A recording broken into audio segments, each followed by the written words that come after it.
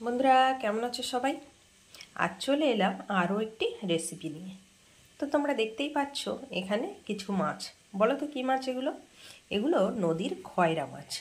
খুবই টেস্ট হয় কিন্তু মাছগুলো। তোমরা যারা খেয়েছো জানো, আর যারা খাওনি তারা অবশ্যই খেয়ে দেখতে পারো। এই মাছগুলোকে ভেজে গরম ভাতের সাথে একটু কাঁচা লঙ্কা, লবণ আর এই মাছ ভাজা হলে অন্য কিছুই লাগে না, এত টেস্টি হয়। তো আমি আজ মাছ ভাজা তো রাখবই, সাথে মাছের আরেকটা রেসিপিও তোমাদের সাথে শেয়ার করব। তো চলো দেখে নাও কেমন হলো। আর আমার চ্যানেলে নতুন বন্ধু হলে চ্যানেলটি সাবস্ক্রাইব করে পাশে থাকার অনুরোধ রইল।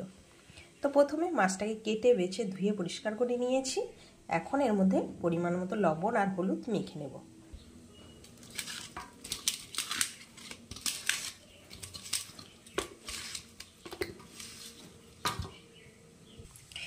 এদিকে গ্যাসে একটা কড়াই বসিয়ে দিয়েছি।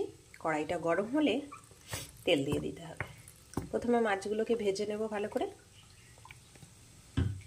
তেলটা একটু গরম হোক। তো দেখো তেলটা কিন্তু গরম হয়ে গেছে। এখন একে একে মাছগুলো দিয়ে দেব।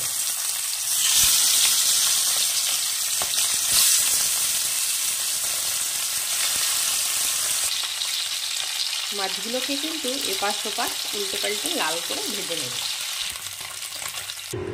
তো দেখো আমি মাছগুলো সব ভেজে নামিয়ে নিয়ে কড়াইয়ে একটু তেল আছে, ওই তেলের মধ্যে আমি আর একটু তেল দিয়ে দেব।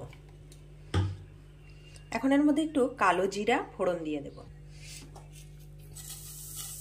এখন এর মধ্যে দিয়ে দেবো চেরা কাঁচা লঙ্কা আর দেব কুচানো পেঁয়াজ। তো দেখো এই সব কিছু একটু ভাজা ভাজা হয়ে গেলে এখন এর মধ্যে দিয়ে দেবো একটু রসুন বাটা আর দিয়ে দেবো বড় সাইজের একটা টমেটো লম্বা লম্বা করে কেটে নিয়েছি সেটা দিয়ে হালকা একটু নুন দিয়ে দেবো ওপর দিয়ে, তাহলে বেশ মশলাটা মজে যাবে। দিয়ে ভালো করে নেড়ে চেড়ে কষিয়ে নেব।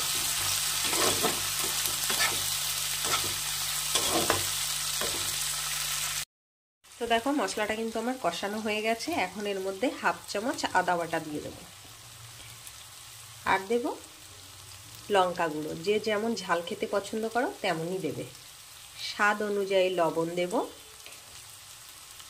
আর পরিমাণ মতো হলুদ গুঁড়ো দিয়ে দেব। এর মধ্যে একটু জিরের গুঁড়ো দিয়ে দেব।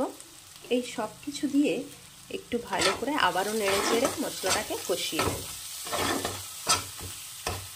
এখন এর মধ্যে সামান্য একটু চিনি দেব। কালারটা সুন্দর হবে এবং টেস্টটা ভালো হবে। এখন এর মধ্যে পরিমাণ মতো একটু জল দিয়ে দেব।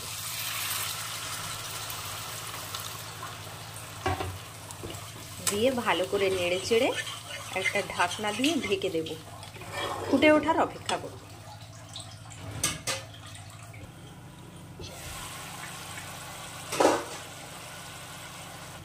তো দেখো ঝোলটা কিন্তু ভালো ফুটে উঠেছে। এখন ভাজা মাছগুলো দিয়ে দেব। দিয়ে নেড়ে চেড়ে 2 মিনিট রান্না করে নিলেই রেডি হয়ে যাবে মাছের ঝাল বা মাছের রসা, খয়রা মাছের। এখন 2 মিনিট রান্না করার পর ওপর থেকে একটু গরম মশলা গুঁড়ো দেব আর ধনেপাতা কুচি দিয়ে নামিয়ে নেব। অসাধারণ লাগে খেতে। তোমরা অবশ্যই বাড়িতে একবার এই রান্নাটা এইভাবে করে খেয়ে আমাকে জানিও। তো বন্ধুরা রেসিপিটি যদি ভালো লাগে অবশ্যই একটা লাইক কমেন্ট করে যেও।